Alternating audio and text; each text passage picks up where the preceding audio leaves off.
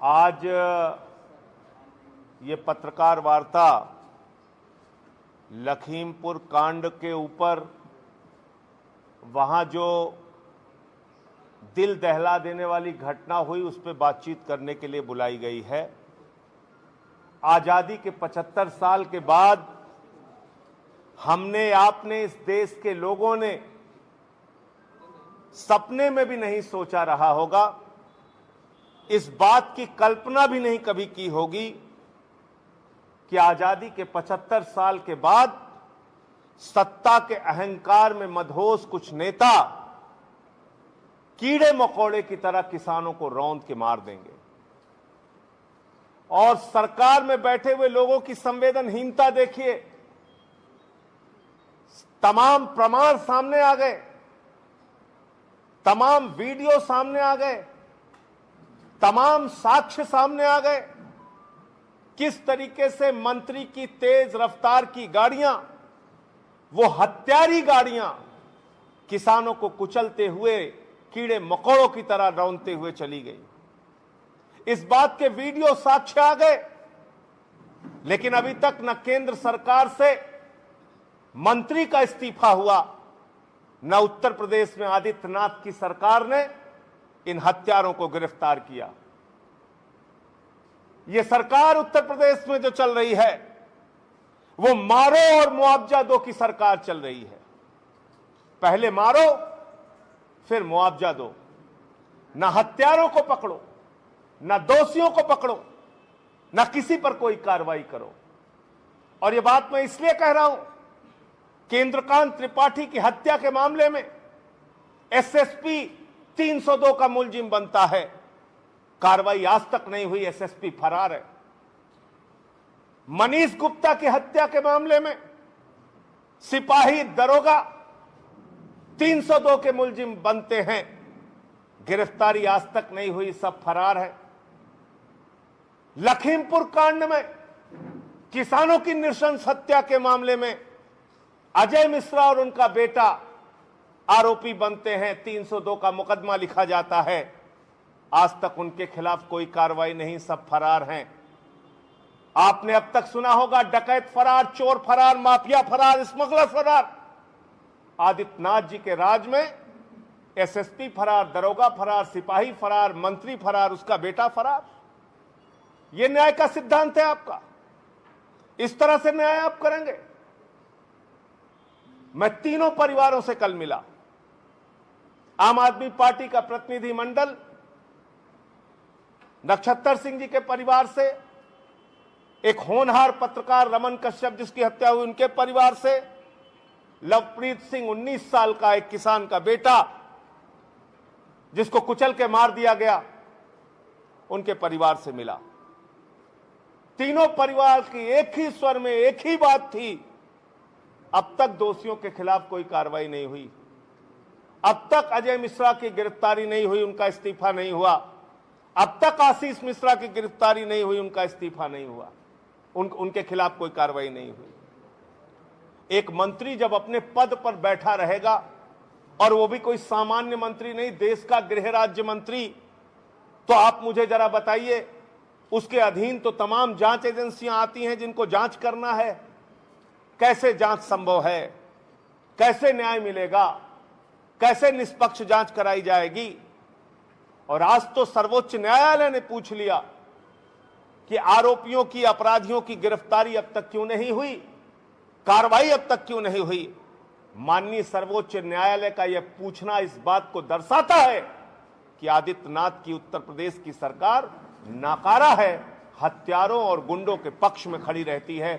चाहे हाथरस का कांड हो, चाहे मनीष गुप्ता का कांड हो, चाहे इंद्रकांत त्रिपाठी की हत्या का मामला हो, चाहे लखीमपुर कांड हो, और चाहे निर्वेंद्र मिश्रा 3 बार के लोकप्रिय विधायक की हत्या का मामला हो, ऐसे तमाम मामले। और हमने बलिया का भी मामला देखा, जयप्रकाश पाल की हत्या का मामला। कार्रवाई नहीं करते।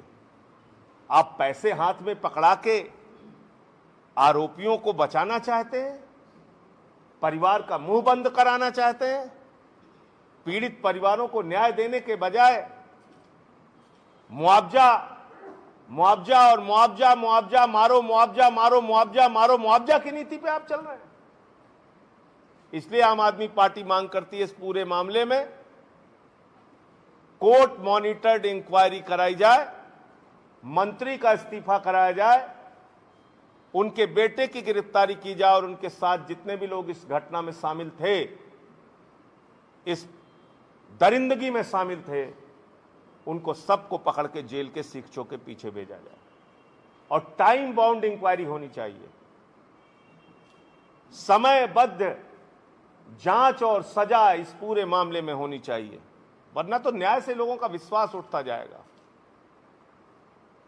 हम लोग गए तो हमसे सवाल किया गया कि भारतीय जनता पार्टी के लोग कह रहे हैं कि आप लोग तो पॉलिटिकल टूरिज्म पे जा रहे हैं।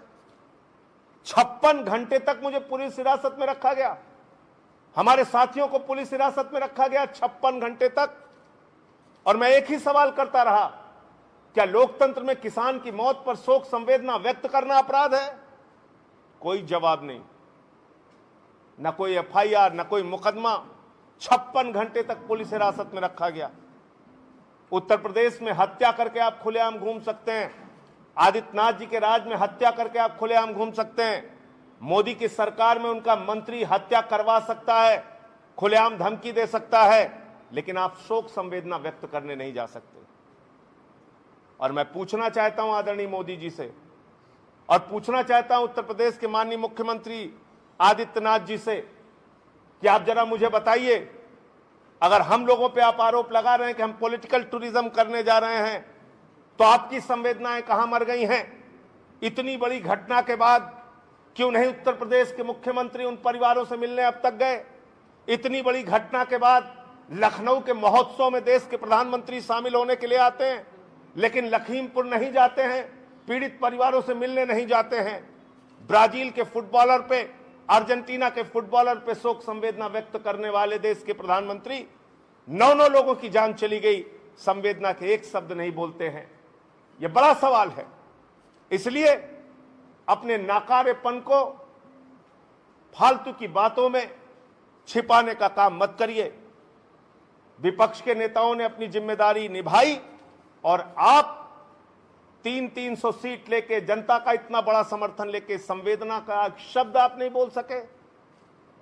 आप लखनऊ से लखीमपुर नहीं जा सके, जब पूरा देश सदमे में था, किसान सदमे में थे, दुख में थे, परिवार रो रहा था, चीख रहा था। देश के प्रधानमंत्री नरेंद्र मोदी जी महोत्सव मना रहे थे लखनऊ में, लेकिन लखीमपुर जाने की उनको फुर्सत नहीं मिली। क्यों नहीं गए आप लखीमपुर प्रधानमंत्री जी? क्यों नहीं गए आदित्यनाथ जी अब तक लखीमपुर? क्यों नहीं किसानों से मिले? क्या सिर्फ आप वोट लेके सत्ता का मजा लेने के लिए हैं? आप दुख में, मुसीबत में लोगों के साथ खड़े नहीं होंगे? ये किस प्रकार का अहंकार है? आपने 25 सितंबर का वो वीडियो देखा होगा। इनका अहंकारी मंत्री कहता है, मैं विधायक, सांसद, मंत्री तो बाद में हूं, मेरा पुराना इतिहास पता कर लेना, 2 मिनट में ठीक कर दूंगा और लखीमपुर ही नहीं दुनिया छुड़वा दूंगा। और उसने दुनिया छुड़वा दी, खुलेआम चुनौती दी, खुलेआम चेतावनी दी, और वही उसके बेटे ने किया जो बाप ने कहा। तो इसलिए अब तक इस पूरे मामले में लीपापोती करने का प्रयास तो जरूर आदित्यनाथ जी की सरकार के द्वारा किया जा रहा है। अब तक इस मामले में नरेंद्र मोदी जी की खामोशी हजारों सवालों को खड़ा करती हैं। अब तक इस मामले में प्रधानमंत्री का पीड़ित परिवारों से ना मिलना, मुख्यमंत्री का पीड़ित परिवारों से ना मिलना संवेदनहीनता की पराकाष्ठा को दर्शाता है। मैं सिर्फ इतना कहना चाहता हूं, न्याय की लड़ाई जारी रहेगी और आम आदमी पार्टी, हमारे नेता अरविंद केजरीवाल, हमारे मुख्यमंत्री दिल्ली के, उन्होंने तीनों परिवारों से बात की है फोन पर और पूरा भरोसा दिलाया है कि हर दुख की घड़ी में हम साथ हैं आपके। हर प्रकार की मदद, हर प्रकार की सहायता आम आदमी पार्टी आपकी करेगी।